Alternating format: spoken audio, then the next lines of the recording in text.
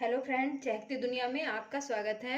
मैं शिल्पा। आज मैं आपसे गुड़ ड्राई फ्रूट के लड्डू की रेसिपी शेयर करूंगी। इसके लिए मैंने 1 किलो लड्डू वाले गुड़ को बारीक कर लिया है। 1 कटोरी गेहूं का आटा लिया है। 1 कटोरी घी लिया है।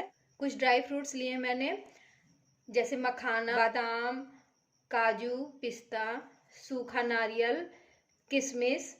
गोंद 20 ग्राम है। 2 चम्मच पोस्ता दाना, 2 चम्मच सौंठ पाउडर लिया है। इन ड्राई फ्रूट्स को मैंने बारीक काट लिया है। तो आप इनकी क्वांटिटी अपने हिसाब से कम या ज़्यादा कर सकते हैं और अपनी पसंद के ड्राई फ्रूट यूज कर सकते हैं। तो चलिए अब आगे की प्रोसेस शुरू करते हैं। मैंने गैस ऑन करके उसमें एक कढ़ाई चढ़ा दी है। अब इसमें हम घी डाल देते हैं। घी हमारा पिघल गया है। अब हम इसमें सबसे पहले गोंद को फ्राई कर लेते हैं। गोंद थोड़ा थोड़ा डाल करके फ्राई करना है और इसे धीमी आंच में ही फ्राई करना है। यदि हम तेज आंच में इन्हें फ्राई करेंगे तो ये अंदर से कच्चे रह जाएंगे, इसीलिए इन्हें स्लो फ्लेम में फ्राई करना है। और एक साथ सारी गोंद को डाल करके फ्राई नहीं करना है, थोड़ा थोड़ा डाल करके इन्हें फ्राई करना है।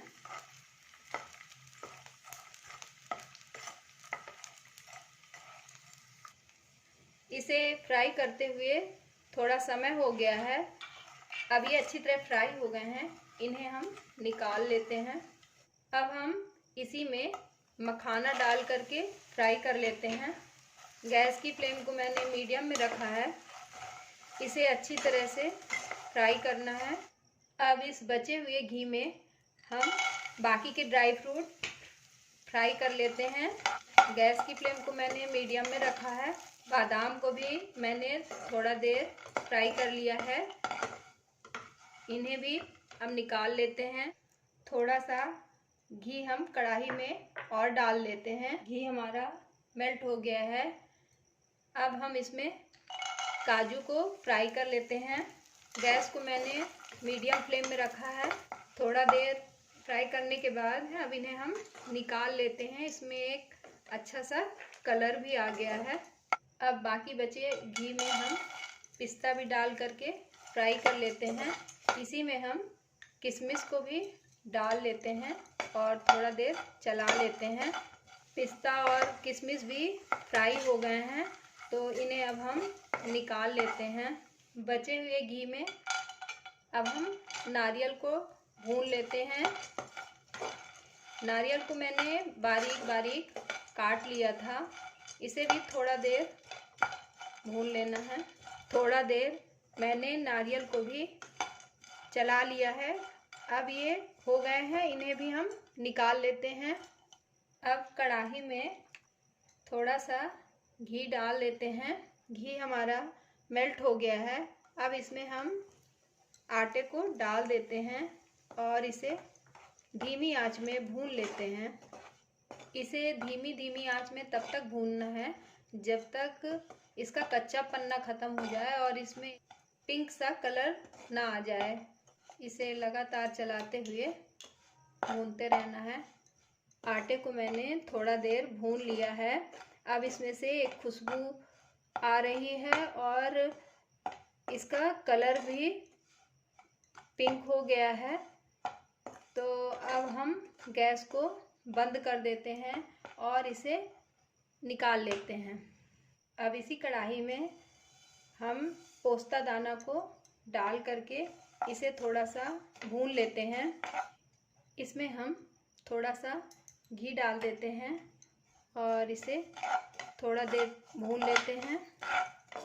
इसे मैंने थोड़ा देर भून लिया है। अब इसे हम निकाल लेते हैं।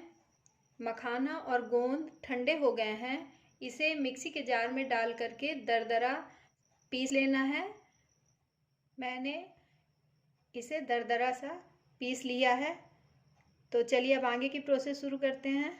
अब एक मिक्सिंग जार में हम बारीक किए हुए गुड़ को डाल देते हैं। अब इसमें भुना हुआ आटा मिला देते हैं। फ्राई किए हुए ड्राई फ्रूट्स मिला देते हैं।